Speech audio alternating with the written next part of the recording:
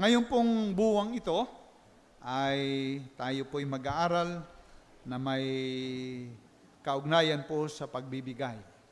Ano ho, para naman may handa po natin ang ating mga sarili at tayo po ay magamit ng Panginoon sa kanyang gawain. Buksan po natin ang ating banal na kasulatan sa atin pong pagbasa sa aklat po ng 2 Corinthians sa chapter 8. 2 Corinthians chapter 8. Babasahin natin verses number 1 to verse number 7. 2 Corinthians chapter 8, 1 to verse number 7. Nakita na po ba natin? Okay, tayo ho'y tumayo. Doon sa mga walang Bible, nasa screen po ang ating babasahing mga talata. Okay, basahin po natin 1 to verse number 7. Handa, basa. Bukod dito, mga kapatid, ay ipinatatalastas namin sa inyo ang biyaya ng Diyos na ipinagkaloob sa mga iglesia ng Macedonia, kung paano sa maraming pagsubok sa kapigatian ang kasaganaan ng kanilang katuwaan at ang kanilang malabis na karukhaan ay sumagana sa kayamanan ng kanilang kagandahang loob, sapagkat ayon sa kanilang kaya ay nagpapatutuo ako at higit pa sa kanilang kaya ay nagsiabuloy sila sa sariling kalooban, na lubhang ipinamamanik sa amin ang tungkol sa biyayang ito at sa pakikisama sa pangangasiwa ng mga abuloy sa mga banal, at ito ay hindi ayon sa aming inaasahan, kundi ibinigay muna nila ang kanilang sarili sa Panginoon at sa amin sa pamamagitan ng kalooban ng Diyos. Ano pat namanhik kami kay Tito na yamang siya'y nagpasimula ng una, ay siya rin ang gumanap sa inyo ng mga bagay na ito. Datapwat yamang kayo'y nagsisisagana sa lahat ng mga bagay, sa pananampalataya at pananalita at kaalaman at sa buong kasipagan at sa inyong pag-ibig sa amin, ay magsisagana naman kayo sa biyayang ito. Tayo po'y manalangin. Aming Diyos, aming Ama, salamat po. Kami po ay nandirito, sumasamba sa inyo sa Espiritu at sa katotohanan. Salamat po na kami ay makapag-aaral ng inyong banal na salita. At nawa, Panginoon, tulungan mo kami, lagyan mo kami, bigyan mo kami ng isang puso na handang makinig, isang puso na handang matuto, isang puso na handang gumanap, upang sa ganon, Panginoong Diyos, kami nga po ay maging kapuri-puri sa inyong harapan. Tutulungan mo po, Panginoon, kaming lahat, lalo higit ako na nagbabahagi ng inyong salita. Ito po aking hinihingi, Ama, sa dakilang pangalan ng Panginoong Jesus. Amen. Tayo po ay magsiupo. Okay, so ngayon nga po ay buwan na ng Nobyembre. At katulad po ng aking nabanggit kanina, ang atin pong pag-uusapan sa buwang ito ay tungkol sa Ministry of Christian Giving. Ano ho, yung pagbibigay. No? Na alam ko pong ito ay mahalaga sa bawat isa sa atin, na ito po ay ating matutunan o malaman bilang tayo po ay mga Kristiyano. So,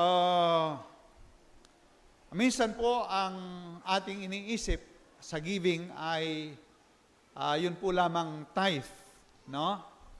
Pero practically sa pagbibigay po ng tithe ay wala pa tayong ibinibigay sa Panginoon, sapagkat yan ay kaniya, hindi yan atin. Pag ikaw ay nagbigay ng hindi iyo, wala kang ibinigay. No? Ang sabi ng Panginoon, ang tithe ay kanya, hindi yan atin. Yung ikasampung bahagi. Kaya po, sa katotohanan ng iyon, wala pa po tayong naibibigay. At ang marami po sa atin, marahil, ay nandoon pa lang sa puntos na ibinabalik yung sa Panginoon. No? O O baka yung iba hindi pa rin nga nagbabalik. Okay?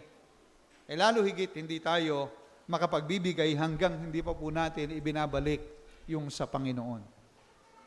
Tayo po'y makapagbibigay pagkatapos na ating maibalik yung para sa Panginoon. Kaya nga po ngayong umaga, ito po ang ating pag-uusapan. At ako'y naniniwala doon po sa bahaging hindi ko ito maibigay, hindi ko ito maibalik yung sa Panginoon na hindi ko maibalik, sapagkat short ang ating knowledge. Kulang yung ating kaalaman tungkol sa bagay na ito. Kaya nga po, within this month, ay sisikapin po nating mapag-aralan ito, may paunawa ito sa ating buhay upang magawa po natin ito ng maayos. So kaya po ngayong buwang ito, giving po ang ating pag-uusapan sa buwan ng Nobyembre. So, yan po yung binasa nating talata. Makikita po natin ang giving ay binabanggit dito. Ngayong umaga, ang ating pong paksa ay the biblical purpose of Christian giving. Okay, so ang dahilan na aayon sa Biblia sa pagbibigay ng Kristiyano. Yan po yung ating pag-uusapan ngayon, yung biblical purpose ng Christian giving. Sa madaling salita, sa paksang ito, meron pong layunin ang Panginoon. Tayo pinagbibigay sapagkat meron pong layunin ang ating Panginoon. Una pong bahagi ay ang instruction ng pagbibigay, the instruction of giving. Okay, so yung turo ng pagbibigay. Mga kapatid, ito po ay binasa natin sa Bible. Hindi ko naman ito binasa o hindi naman natin ito binasa kung saan. Ito po ay binasa po natin sa banal na kasulatan. Ito po, sa madaling salita, ito ay aral, turo ng banal na kasulatan. Alam po niyo, maraming turo ang Panginoon. Mayroong turo diyan tungkol sa pananampalataya, sa kaligtasan, paglagong Kristiyano, tungkol sa church, tungkol sa fellowship, at marami pang iba. Pero yun pong giving ay turo pa rin po ng Panginoon sa atin. Okay, binasa po natin sa Bible. So kaya po, magandang ito'y ating mapag-usapan. Okay? At masasabi po natin, itong gawain ito ay godly. Ito po ay makadiyos na gawain, sapagkat ito nga po ay kanyang aral. Amen po mga kapatid? Okay. At ito pong giving na ito, na nabanggit ko na po, sa economy ng Diyos, sa business ng Diyos, sa palatuntunan ng Diyos, ay kabahagi. Hindi ho tayo nagagawa-gawaan ng aral dito. Okay? At yan nga po ay binasa natin.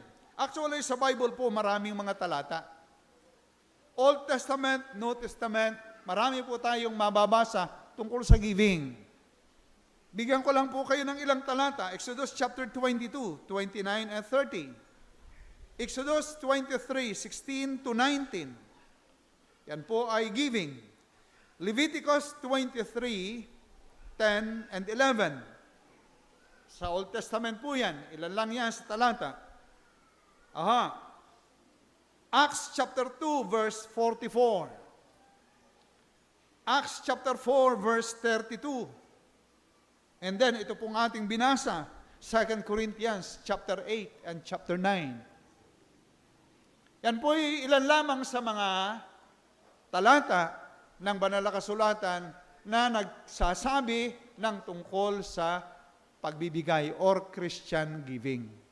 Ano po, mga kapatid? So, I hope ito po ay ating maunawaan at naunawaan. At sana po ay itong ating Bible na ito ay ating basahin. Kumbaga ating pag-aralan.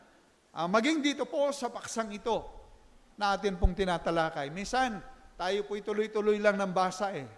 Ano ho? Pero meron pong mga paksa ang Bible. Pwede natin paksain ang kaligtasan lang. Pwede natin paksain ang tungkol sa church lang. Na nabanggit ko na. Ano ho? At pwede rin po natin paksain ang tungkol sa pagbibigay. At kaya nga po ito yung ating tema ngayong umaga. Tungkol sa giving. Aha? Okay. So, yan po ang ating pagsisimula sa ating pag-aaral. Bible teaching, at ito po ay nasa ekonomiya ng ating Panginoon, nasa business ng ating Panginoong Diyos. But, ang sabi ko nga po, ang ating paksa ay yun pong biblical purpose, layunin, yung layunin ng Biblia sa pagbibigay nating mga Kristiyano. Okay. So, meron po siyang layunin, mga kapatid. Aha. At ito po ay mahalagang ating maunawaan at matutunan tungkol sa katotohanan ito upang sa ganon ay makapagbigay tayo ng masaya. Na? Okay. Alam po ninyo, marami tayong napapag-usapan, pero pagka-giving na ang pinag-uusapan, tayo po ay nainit ang tainga. Giving ang pag-uusapan, pera. Well, maraming klase ng giving, pero isa rito yung financial giving. No? O kanina, yung lesson natin, giving din yun, ang ating time sa Panginoon, sa service. Ngayon naman, financial, ang atin pong pag-uusapan. No?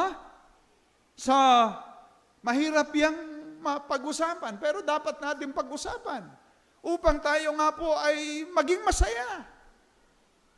Sabi niya sa 1 Corinthians, no? Natutuwa ang Diyos sa mga nagbibigay ng masaya. Pero ang hirap dukutin. No? Sabi ni Pastor Laurina, ito yung kanyang introduction eh. Sa kanya ko naririnig. Minsan ikay nag-uusap-usap yung pera sa bulsa. Mayroong 20 pesos, mayroong 50 pesos, mayroong 100, mayroong 500, may 1,000, nag-uusap-usap. Ang sabi raw, sino ga ika ang ibibigay sa atin? Sabi daw ng 20 pesos ay, ako na. Sabi daw ng 500 ay, ako na. Sabi ng 100 ay, ako na. Sabi daw ng 1,000 ay, ako na. Sumagot yung babintihin. Ang sabi ika ng ating amo, ako na raw po, 20 pesos. Ganun. Minsan tayo, mahirap pag-usapan yan eh. No? So, kaya po dapat nating pinag-uusapan ito. Okay? At maintindihan natin nang ayon nga po sa layunin ng banal na kasulatan. Dahil minsan ang iniisip natin yung palagi tayo makakakuha, yung huwag tayo makukunan, tayo ang makakuha. Di po baga? Yung mga naghahanap buhay yan, pero ang talagang interest yan, yung kanyang makukuha. Ay pagdating sa church, wala namang business. Ay puro palabas. No? Kaya minsan mabigat sa atin. Pero, itinuturo nga po ng Bible. Kaya nga po, ito ay biblical, ito ay aral ng Biblia, at sapagat aral ng Biblia, aral ito ng ating Diyos. Amen po? Okay. Now, tingnan po natin ang bagay na ito upang tayo nga po mag-enjoy. It's not enjoyable to give unless we know the truth of it. No? Okay. So, tingnan po natin ang dahilan. Okay? Bakit nga po baga tayo ay dapat magbigay? Ano po baga ang layunin ng banal na kasulatan? Okay. Well, una po, na akin pong masasabi, dito po sa ating binasang talata, meron po silang giving na binanggit dito. Ano ho? Ang sabi, ang Iglesia ng Macedonia po ay nagbigay, nagkaloob, at sila po'y nasa gitna ng malaking pagsubok, sabi ng verse number 2, at sa kapighatian. Pero, ang sabi ng verse number 3, ay sila'y nagbigay ng higit pa sa kanilang kaya. At sa verse number 4 ay sila po'y namanhik pa dito sa pagbibigay na ito. Wala na nga sila. Makikita natin dito kahit na yung mga wala at mayroon. Pinag-uusapan po dito, wala ka, mayroon ka, ay ikaw ay makapagbibigay. Ito na yung example natin. Iniisip ng iba, wala ako so hindi ako magbibigay. Pero ano yung example natin dito? Ang sabi, sila'y nasa gitna ng malaking karukhaan, nasa gitna ng malaking kapigitian, nasa gitna ng malaking pangangailangan, pero sila po ay nagbigay. At nung sila po ay magbigay, ay sila po'y masayang nagbibigay. I hope, hindi nila kayang gawin yon na ipinagpipilitan. Ari yung aking bigay. Ay hindi nila magagawa yun kung hindi sila masaya sa kanilang puso. Okay. At kung hindi po nila naiintindihan ang dahilan, ay mahirap pong magbigay. Buhat po nung matutunan ko ang giving, ako po'y regularly nagbibigay. Sapagkat aral ng banal na kasulatan. Unang dahilan, so that we could be joyful Christian by knowing that in the economy of God, in fulfilling His ministry, we Christians are His co-workers. Yan po ang una. Upang tayo po ay maging masayang Kristiyano. Bakit tayo magbibigay? Upang tayo po ay maging masayang Kristiyano sa pamamagitan ng pagkaalam na sa economy ng Diyos, sa pagganap ng kanyang ministeryo, tayong mga Kristiyano ay kanyang mga kamanggagawa. Napakahabang puntos. Yun po ang isang katotohanan. Sa economy ng Diyos, sa business ng Diyos, tayo pong mga Kristiyano ay kanyang mga kamanggagawa. Okay, katulong po niya tayo. Siya na isang Diyos, powerful. Nasa kanya ang lahat ng kapangyarihan. Ginawa niya ang lahat ng nakikita po natin. Siya ay mag-isang gumawa nito. At kaya namang suportahan ng Panginoon ang kanyang gawain ito na hindi tayo ipinag-aalam, mga kapatid. Pero sa isang banda, tayo po'y magalak tayo sapagkat tayo po ay kaniyang ginawang kabahagi sa gawain niya sa pamamagitan ng ministeryo ng pagbibigay. Buksan po ninyo ang inyong banal na kasulatan sa 1 Corinthians chapter 3 para makita po natin yung talata. 6 to verse number 9. Ano po ang sabi ng talata? Ako ang nagtanim, sabi ni Pablo. Si Apolos ang nagdilig, ngunit ang Diyos ang siyang nagpapalago. Makikita po natin dito, sabi ni Pablo, ako ang nagtanim. May kabahagi pa si Pablo, meron siya yung nagtanim. And then, si Apolos ang nagdilig. Nagdilig si Apolos. At ang sabi po, at ang Diyos ang siyang nagpapalago. Ano pa't walang anuman ang nagtatanim, ni ang nagdidilig, kundi ang Diyos na nagpapalago. Kumbaga, kayang-kaya naman ng Diyos, kahit na hindi pagsali, kahit ka na magtanim, kahit na magdilig, pag hindi palalaguin ng Diyos, wala ring bahagi yung iyong ginawa. Pero kagalakan ng Panginoon na ikaw ay naging kabahagi, ipinagsali ka sa pagtatanim, ipinagsali ka sa pagdidilig, at ngayon ay pinapalago ng ating Panginoong Diyos. And then, ang sabi po, 8, ngayon ang nagtatanim at nagdidilig ay isa. Ngunit ang bawat isa ay tatanggap ng kanyang sariling kagantihan ayon sa kaniyang sariling pagpapagal. Verse number 9, sapagkat tayo ay mga kamanggagawa ng Diyos. Tayo ay kamanggagawa ng Diyos. Kayo ang bukid ng Diyos, ang gusali ng Diyos. Co-workers of God. Amen? Co-laborers of God. Yan po ang sabi po ng ating binasang talata. Ako po'y nanonood, kalimitan, pagka nakakatsim po yung mega project sa TV. Mega construction. Katulad po nung mga tulay na pinadadaan sa gitna ng dagat. Meron po akong napanood dyan sa Vietnam na napakahabang tulay. Tinanong ko si Pastor Joel, ikaw ba'y nakadaan na sa tulay na yan na ipinakita sa TV? Napakahaba niyan. Ano ho? At pinadaan sa gitna ng tulay, sa gitna ng dagat, at nilagyan ng maraming mga pusting bakal. Maging sa China, gano'n din po, 27 kilometers. Napakahaba niyan. Nagbaon na napakaraming tubo na hinihinang nila yon, napakahaba. At highway po yan, 27 kilometers.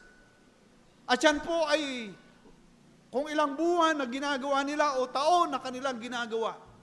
Katulad din po nung mga stadium para po sa mga Olympic. Ano ho? Yung mga stadium na yan. Yan po ay ginagawa at tinitingnan ko po. Ako'y mahilig manood ng ganyan. Alam po ninyo, yung mga tao ron, isa-isa nilang inilalagay yung mga malalaking bahagi. At alam po ninyo mga kapatid, sa kanila hindi po yung pera. Ang kanilang totoong tinitingnan dito. Ang kanilang tinitingnan dito, matapos nila ito at magawa nila ito ng maayos, sapagkat sa kanila, yung matapos nila yung bagay na yon na kanilang ginagawa, katulad sa China, katulad doon sa Vietnam, katulad po doon sa Europe, ang sabi po, yan ay kanilang monumento. Ano ho? Na pagkatapos nilang magawa ito, nakagawa ulit tayo ng isang monumento sa ating sarili at doon po sila tuwang-tuwa. Mga kapatid, sila po, yun ang kanilang ikinagagalak. Yung pera, hindi nila totoong, hindi yun ang talagang kanilang objective. Ang objective nila, naroroon. Yung pera, naroroon din naman. Pero ang lubos nilang katuwaan ay doon sa project na yon, naroroon ang kanilang pangalan. Kami ang nagtayo niyan. Kami ang nag-construct niyan. At yan po'y napakalaking karangalan sa kanila. Alam po niyo mga kapatid, yan pong constructions na yan ay hindi po may kukumpara sa construction ng ating Panginoong Diyos sapagkat ang pinag-uusapan po natin dito ay kanyang iglesia, kanyang gawain na kaya niyang gampanang mag-isa, pero dahil sa kanyang dakilang pag-ibig at ipinauunawa sa atin na tayong mga Kristiyano ay ginawa niyang kabahagi. Amen? Kaya po mga kapatid, ito pong pagbibigay, isa sa mga layunin dito ay maging masaya tayong Kristiyano. Sa paanong paraan na tayo po ay ginawa niyang kabahagi sa isang project na ito. Amen? Alam po niyo mga kapatid, dapat pong magkaroon tayo ng ganitong pananaw sapagkat hanggat hindi natin nakikita ang bagay na ito, palagi tayong maramot. Ano ha? Palagi tayong sarili lang ang iisipin. Ano ha? Wala tayong tinitingnang magandang bagay. Katulad po ng halimbawa nating meron tayo ngayon. Ang ating church. Okay. Meron tayong church building.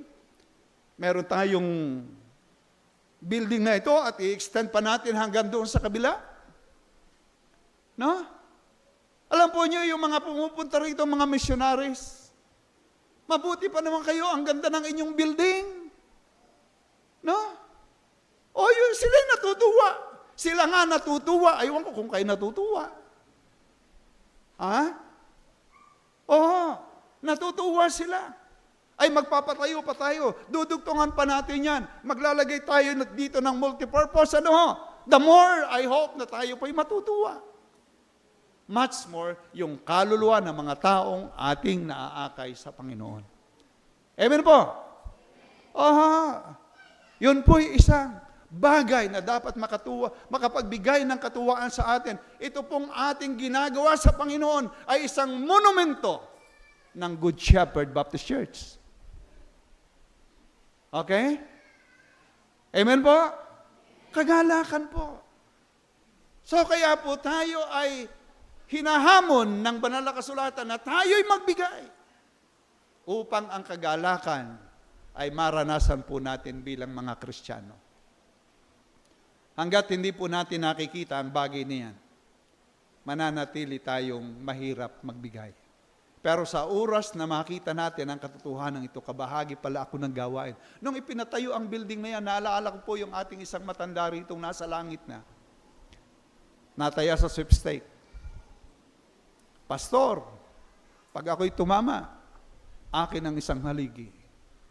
Siyempre, hindi naman tayo naniniwala na yun ang paraan ng Diyos. Tatay, hindi ko tatanggapin ang inyong offering. Hindi mo na naman makikita yun. Ilalagay ko sa offering plate. No? Yun ang kanya sabi. Pero sabi niya, akin po ang isang poste. Okay. Alam po yung nakakatuwa, mayroon pong ganong kaisipan. At ito po ang isa sa mga dahilan ng mananampalataya ng Macedonia kung bakit sila ganong kasidhi sa gawain ng pagbibigay. Amen? Kaya nga po, yung lahat ng tumatawag dito sa atin, hindi ko sinasabing no, sapagkat ako'y natutuwa sa kanilang espiritong taglay, yung mga pupuntang misyonary sa ibang bansa. Ako po'y natutuwa na sila merong ganong kaisipan, merong ganong damdamin, na para sa akin ay hindi ko yata kayang gawin. Pero kung nakikita po natin ang dahilan, then meron pong dahilan upang tayo'y patuloy na magbigay. Amen? Well, I hope natutuwa kayong makitang meron tayong building doon. Matutuwang meron tayo rito multipurpose na nagagamit. Yan po'y bahagi ng gawain ng ating Panginoon. Bahagi yan ng sinasabi po natin para sa ating Panginoong Diyos. Okay, so yan po ay ikinatutuwa natin. And I know na hindi tayo matutuwa na kung tayo po naman ay doon sa init ng araw na kabilag. No? Alam niyo sa Amerika, yung dalawang Twin Towers, yung Sears Tower, noon po yung binumbayan po ay monumento po yun ng Amerika. No? Monumento nila yan, pinuprotektahan nila yan, pero nagiba. So ito po isang monumento sa Amerika na dito kami naghahanap buhay. Ito ang sentro ng aming economy at yun ay kanilang pinuprotektahan. Tuwa sila ron. Pero nagiba. Pero ano bang match no sa ating business? Anong match no sa business na ating ginagawa? Higit itong ating ginagawa. Sapagkat kaluluwa ng tao, sapagkat gawain ng Panginoong Diyos ang ating itinatayo rito na kung saan ikaw ay kabahagi. Amen? Minsan may mga competition ng mga schools, yung mga robot, competition, no? Sila'y sama-sama ron, tuwang-tuwa sila ron. Ako'y kasama dyan sa project na yan, kami nagbuo niyan. At pag nanalo, lalo higit. Sa gawain po ng Panginoong Diyos, wala pong talo. Amen? Okay. So, yan po ang unang bahagi na atin pong nais maipaabot sa atin at yan po ang alam natin na narito po sa Iglesia ng Macedonia kung bakit sila po ay nakipagbigay ng ganong klase ng pagbibigay. Pangalawa,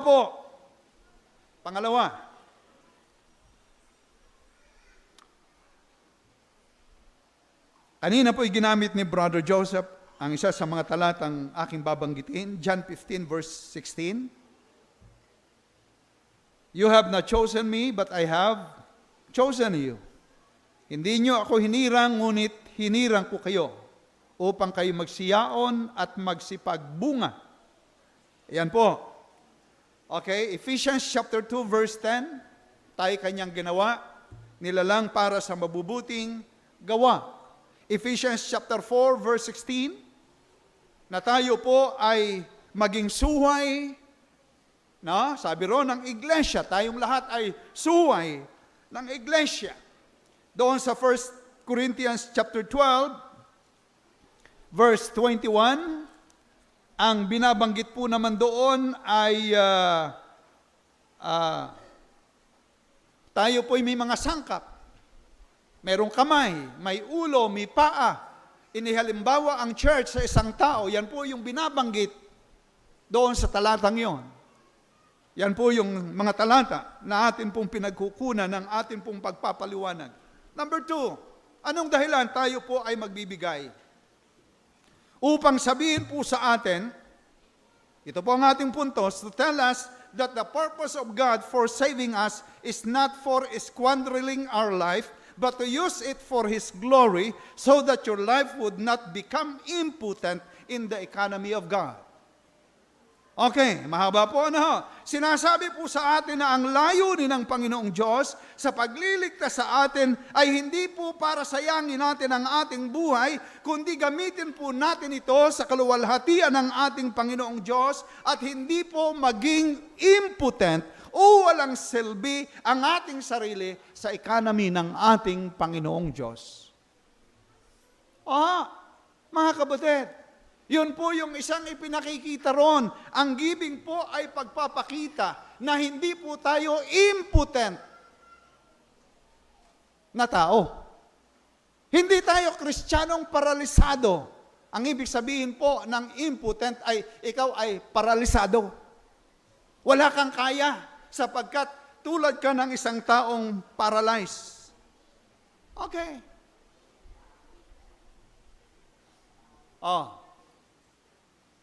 Ngayon, halimbawa, inihalintawag tayo dyan doon nga po sa 1 Corinthians 12:21.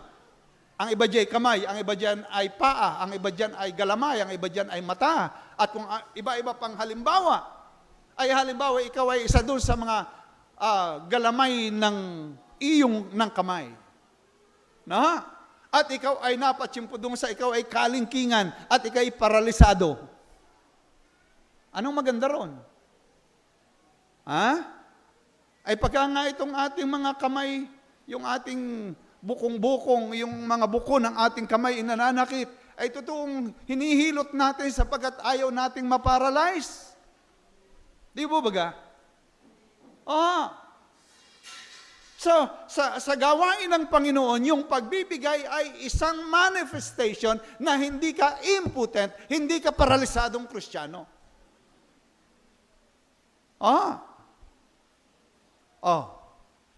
Ay gusto po ba nating tayo ay maging katulad ng isang paralisado? I hope not. Kaya po mayroong giving. At salamat sa Panginoon sa katotohanan ito na ipapakita sa atin ang atin pong bahagi sa harap ng ating Panginoong Diyos. Una, yung hindi ka paralisado sa harapan ng Diyos. Impotent sa harap ng Diyos. Walang lakas, walang sigla sa harapan ng Diyos. Gulay. Hindi ka natutuwang ganon. Pangalawa, sa iyong sarili. Abay, mahirap yon. May galamay ka nga. Pero hindi mo naman tangan.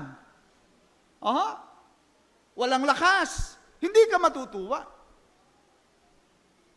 Hindi mo na exercise Ikaw, isang bahagi ng iglesia, ikaw ay maaaring kamay o ikaw maaaring paa. Pero nagagamit ba? Mga kapatid, ang giving po ay isang manifestation na tayo ay hindi po isang impotent, walang lakas sa ating mga sarili. Okay? Kaya nga minsan, yung ating ngipin, inaalis na natin Pagka wala ng silbi. Yung pauga-auga na lang. Kayo ba'y nagkangipin ng pauga-auga na lang na pagka kayo kakagat napapasangkalan lang kaya kayo hindi makakain ng ayos? Okay. Ako nagkaroon ng isang ganyan. Pinatanggal ko na. Pinalis ko na. Wala nang silbi. Pero mga kapatid, sa buhay natin, tingnan natin ang ating sarili. Sa gawain ng Panginoon, i-analyze mo ang iyong sarili. Halimbawa, ilagay mong ikaw ay isang bahagi ng ngipin. Ikaw ba yung matibay? Ikaw ba yung naikakagat? O ikaw yung pauga-ugang nagpapasakit lamang? Mga kapatid, ang giving po ay hindi po inilagay ng Diyos diyan na wala pong binabahaging katotohanan sa atin. Ipinakikita nito na tayo po ay mga useful Christians. Amen? Kanina ang illustration ni Brother Joseph ay yung pang-pump ng inodoro, no? Na kaya tayo iniligtas ay para tayo gamitin, ay bumili raw yung isang nanay ng isang pang-pump ng inodoro, ay nagbara na, ay ayaw paggamit dun sa anak. No? Oh. Ay kung ikaw yun, ay di dahil mo kaya nag-awas. Oh. Mga kapatid, makita po natin, mayroong teaching ng giving para sabihin sa atin mga anak, kabahagi kayo ng gawain ito, magpasalamat kayo, at ito ang nagpapatunay na ang inyong buhay ay tunay na maayos. Amen? Kita ng Panginoon ang ating ginagawa.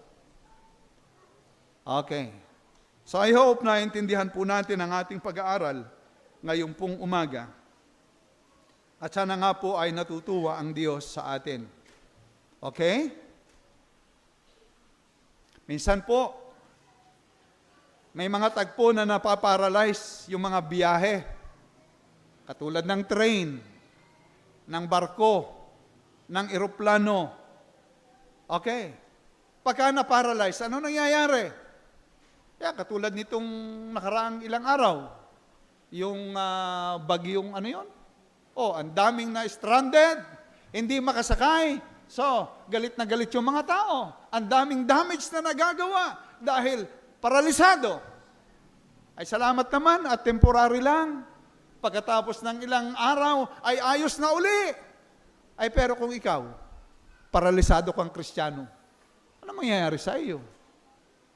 No? So mga kapatid, makita po natin ang katotohanan. Mayroon pong giving na itinuturo ang Panginoong Diyos upang sabihin sa atin, mga anak, itong giving na ito, dapat yung katuwaan sapagkat ito nagpapatunay na kayo ay buhay na mga lingkod ng Diyos. Hindi paralisado. Amen po? Amen. Number 3. Ilan lang po ito? Number 3. Okay. Ano po ang purpose ng pagbibigay? Bakit po tayo ay magbibigay? Mga kapatid, ang purpose po nito, ilan po sa mga talata? Doon po sa Hagay, okay? Chapter 1, verses 4 to 11, John 15, verse 2, Malakay, chapter 3, verse 10. Ano po ang purpose? At tayo po ay tinuturuan sa bahagi po ng pagbibigay. Ito po, number 3, the purpose is for our protection. Para sa ating protection. Protection, pagka mayroong pong protection, mayroong pong preservation. Ano? Pagka ikaw ay napoprotektahan, napipreserve ka. Naiingatan ka. At sapagkat ikaw ay napipreserve, mayroong progress na nangyayari. Yun magkakasama. At yan po'y napakahalaga. So, ano po yung napoprotektahan sa ating pagbibigay? Okay. Isa na po rito ay yung protection ng ministry natin. At ang mga tao. Okay. Yun po'y protection. Meron tayong giving dito. Ibinahagi ng Panginoon, mga kapatid, mga anak ko. Kayo ay bahagi nitong ministry ito at bahagi kayo ng protection ng ministry ito. Nakakatuwa po yun. Okay? So, pinoprotektahan po natin ang ministry po natin at ang mga tao. Katulad ngayon. Okay? Nasaan tayo? Nasa loob ng building na ito. Meron ba tayong protection na nagagawa rito? Yes! Kayo kaya ho'y sasama at gagawin kaya ho ninyo ng matagalan katulad ng ginagawa natin dito. Halimbawa ho'y doon sa gitna ng parang tayo magtitipon. Na kung saan tayo po'y kinakagat ng mga hantik. At tayo po'y ginagapangan ng mga lalawa at mga guyam. Kinakagat tayo. Siguro po, pagka tayo magsiservice ng ganyan, second time, wala nang sasama. No? So, bahagi po ito nakakapagpagawa tayo ng building na kung saan po tayo nakakasilong. And I hope gusto parating magpa-aircon. Sino ang gustong may aircon? May mga nagtataas. No?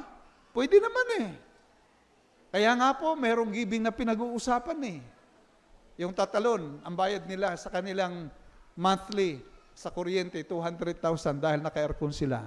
Kaya po ba natin? Ay, wag na lang, pastor, mag-aircon. Na? Pero alam po ninyo mga kapatid, ito pong giving ay nandito. Yung ating kapitbahay dyan simbahan, centralized po yun. Doon na lang kaya tayo sumimba. Alam po niyo mga kapatid, yan po yung protection po natin sa ating buhay bilang Kristiyano. Protection din po maging ng ating building. Diyan nga po sa Hagay, sabi ng Panginoon, ang gaganda ng building ninyo, ng bahay ninyo, nakikisamihan, tapos na lahat, ang gagara ng paggawa ninyo. Pero yung aking tahanan, giba, walang kisame. Salamat naman, may kisame tayo. Pero ang Diyos po ay nagsasabi niyan. Ipinakikita sa atin, kayo'y kasama ko sa ministry ito, dapat kayong matuwa. Okay. At hindi lamang po protection ng ating mga kapatiran ng ministry, hindi lamang po protection ng ating building, kundi protection din po natin sa ating sarili. Bakit po? Doon po sa John 15 verse 2, anong sabi ron? Ang bawat sanga na hindi nagbubunga ay inaalis niya. Okay? Pagka pinag-usapan po natin ang giving, ang Diyos pala'y galit pagka ako hindi nagbibigay. Baka alisin yung aking hanap buhay Baka tanggalan ako ng aking hanap buhay pwedeng gawin ng Panginoon yun. No? Marami. Ang Diyos ay makapangyarihan sa lahat. Yung business mo, maaaring pababagsakin ng Panginoon yan. Protection natin. Okay. Diyan po sa Malakay, diyan nga po sa Hagay, ang aking ikang bahay, sira, ang inyo'y kagaganda. Kaya kung pag binasa nyo yun, walang ulan, basahin nyo yun, from 4 to 11, pinipigilan ng Diyos ang ulan, yung inyong mga ginagawa ay hindi nagbubunga, sapagkat akong Panginoong Diyos ang gumagawa ng pagpigil sa lahat ng yan. Protection, mga kapatid. Kaya po mayroong lesson ng giving. At dapat nating makita na ito po pala ipagpapala din po sa atin. Okay. So, sana po nakita natin ang bahagi ito. Number 4. Ano pong purpose ng giving? Okay? So, dito po sa ating binasang talata, 2 Corinthians chapter 8 at maging sa chapter 9, ang isa po na ipinakikita po rito ay sa layuning is para po sa ating spiritual development. For our spiritual development. Okay. Ngayon, ito po mga kapatid. Isa po sa manifestations na tayo po ay mga develop ng Kristiyano ay kung tayo po ay marunong ng mag-practice ng giving.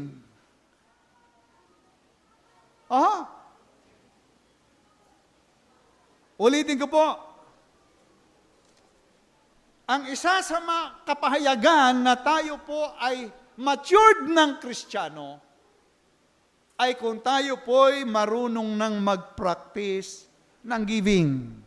At ginagawa natin ito ng masaya. Okay? Yun po yung binasa natin dito. No?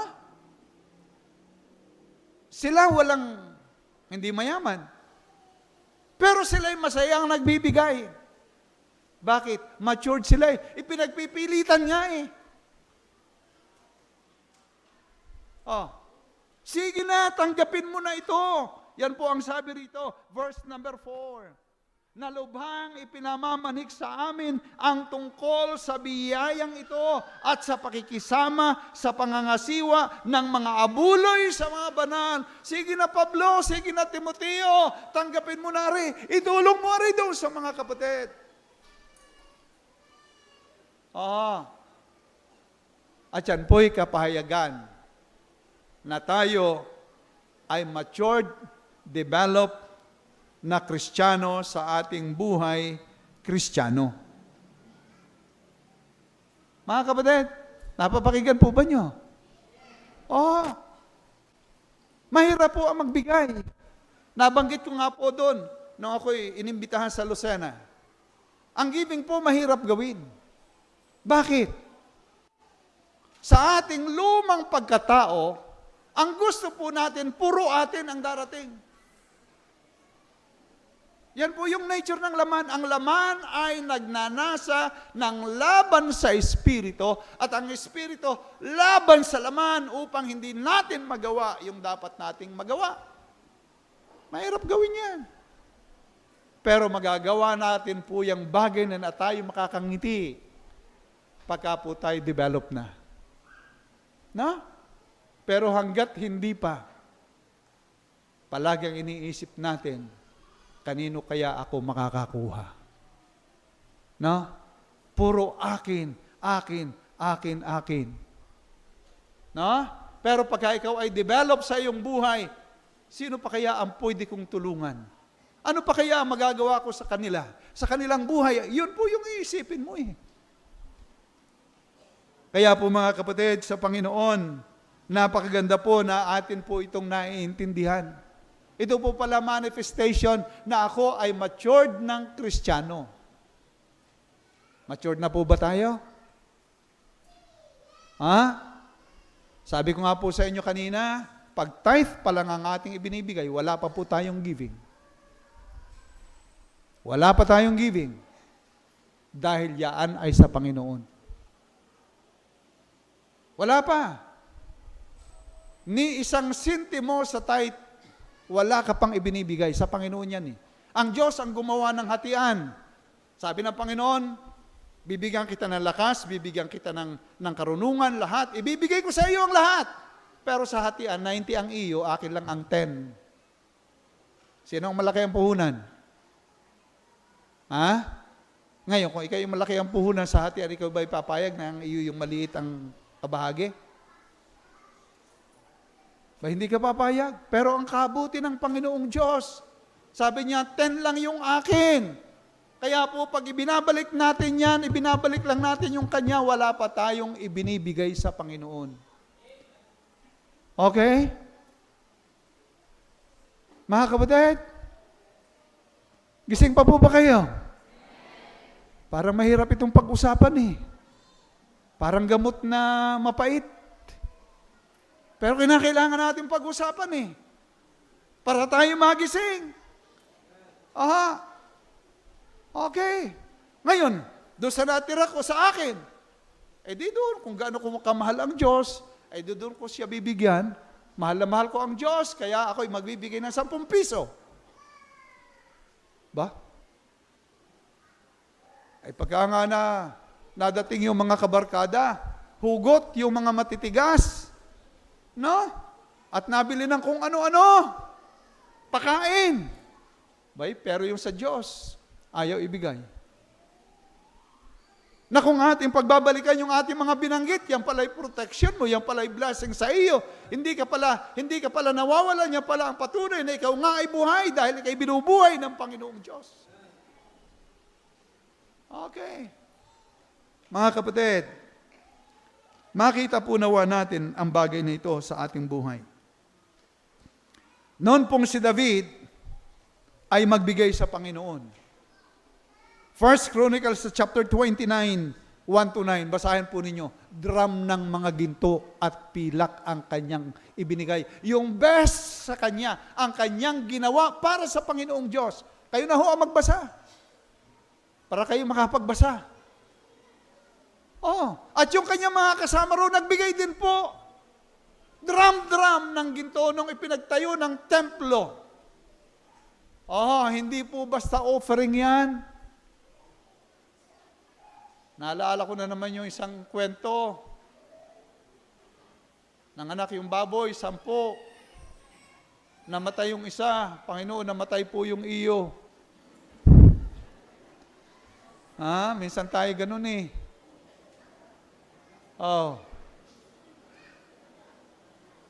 Yung kanya ang buhay, yung sa Panginoon ang namatay.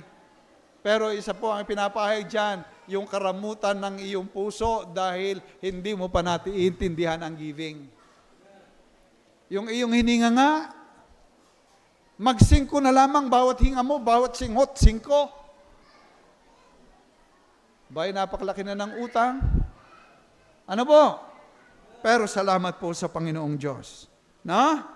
Okay, sana po maintindihan natin ito. Okay, Matthew chapter 6, 19 to 21. Ano po ang sabi ng talatang ito?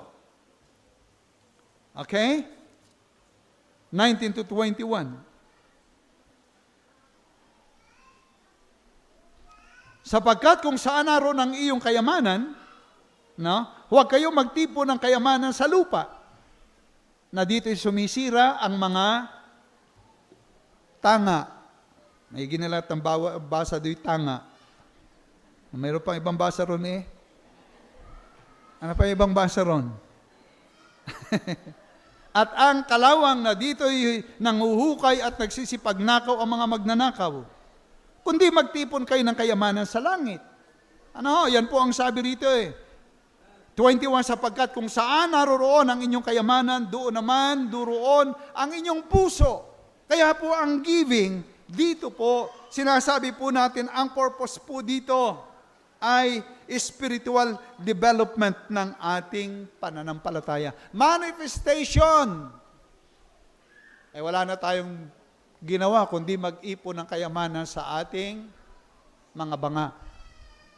No? Yun na lang ang ating iniintindi, pinaparami. Yung sa Panginoon, hindi natin naiintindihan. Okay? So, magpapagawa tayo ng building sa Lipa. Kasali po ba kayo ron? Amen po ba?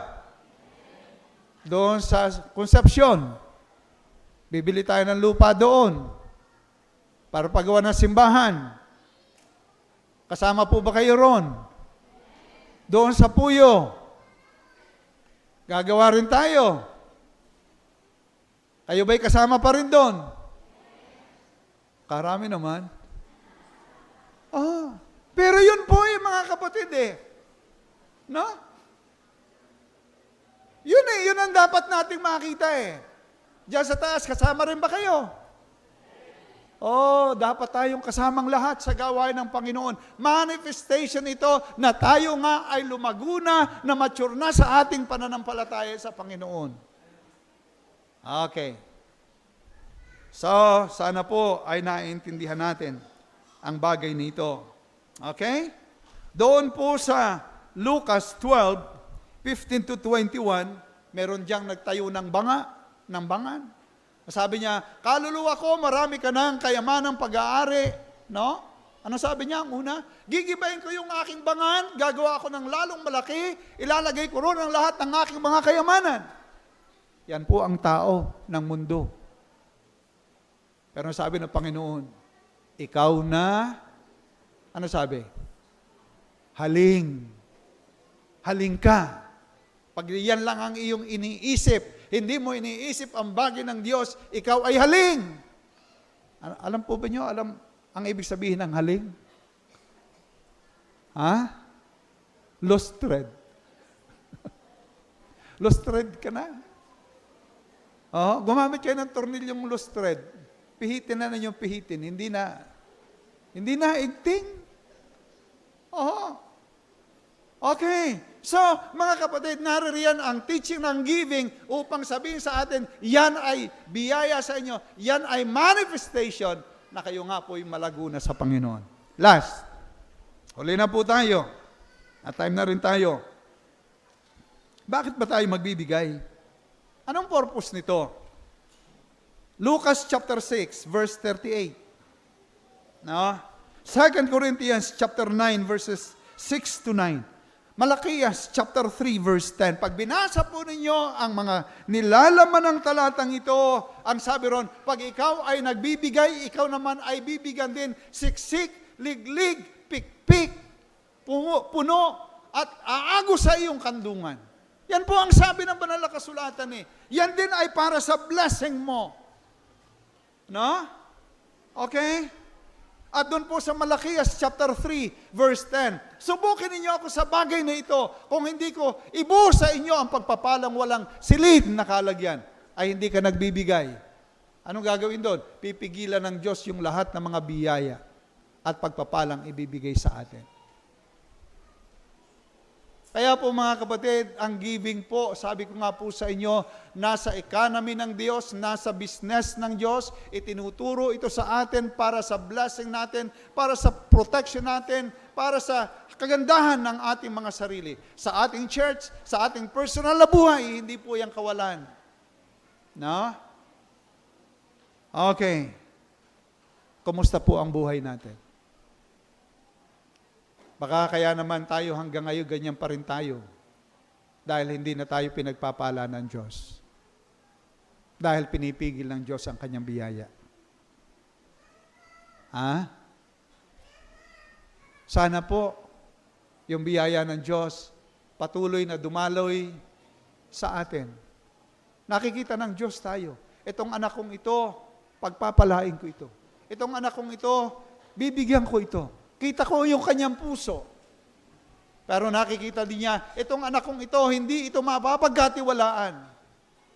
At hindi magiging maayos ang kanyang buhay. Kaya sabi ng Panginoon, huwag na lang. Alin sa dalawa ang gugustuhin natin? Pagpalain tayo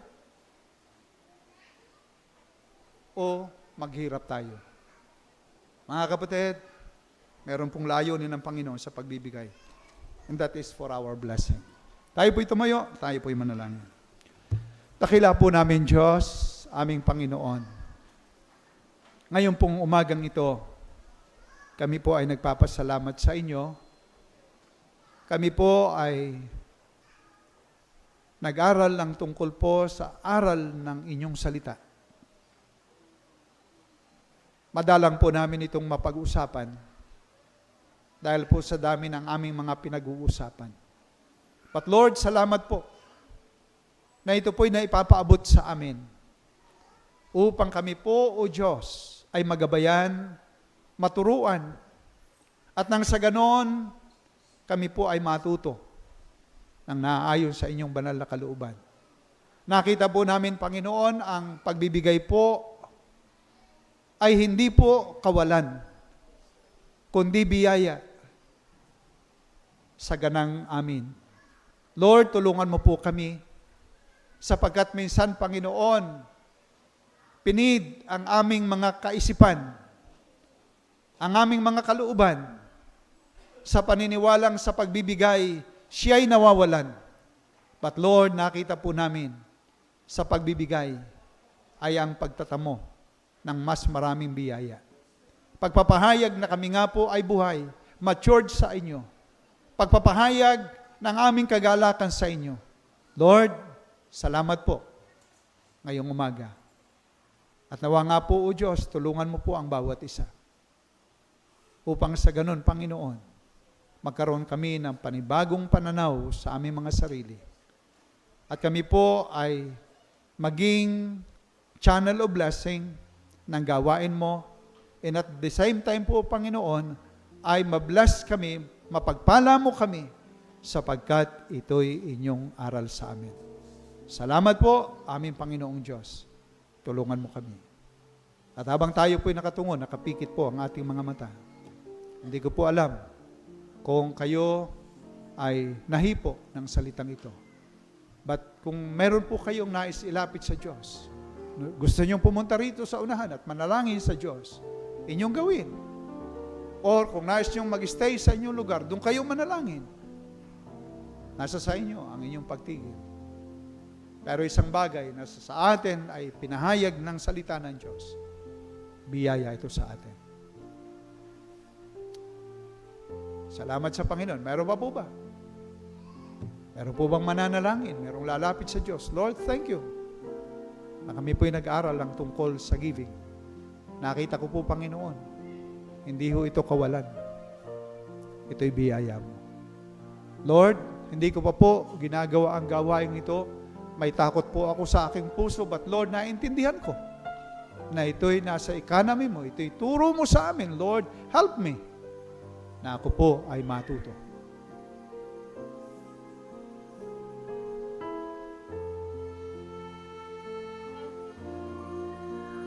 Dakila po namin, Diyos, Salamat po ng marami sa inyo ngayong umaga. Kami po ay nakapag-aral ng tungkol sa araling ito. Nabuksan po namin, Panginoon, ang pag-aaral ng tungkol dito.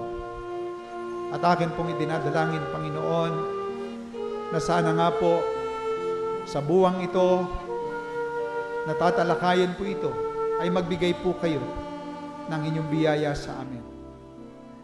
Patuloy mo nga po kami, Panginoong, tuturuan. Patuloy mo kaming palalaguin sa mga kaalaman mo. Upang sa ganun, O Diyos, in return, mapagpala po mo naman kami. Lord, ngayong umaga, inyong kita ang kalagayan ng puso ng bawat isa. Inyong kita ang mga nananalangin sa bahaging ito. Lord, kayo po ang tumulong. Kayo po ang magbigay ng tunay na kakayanan, karunungan, kagalakan sa gawain. Aming Panginoon, salamat po. At Ama, umaasa po kami. Ito pong aming dalangin na ipagkakaloob mo. Ito po aming hinihingi sa inyo sa dakilang pangalan ng inyong anak, ang Panginoong Jesus. Amen. At Amen. Salamat po at tawa nga po na pagpala tayo ng salita ng Diyos.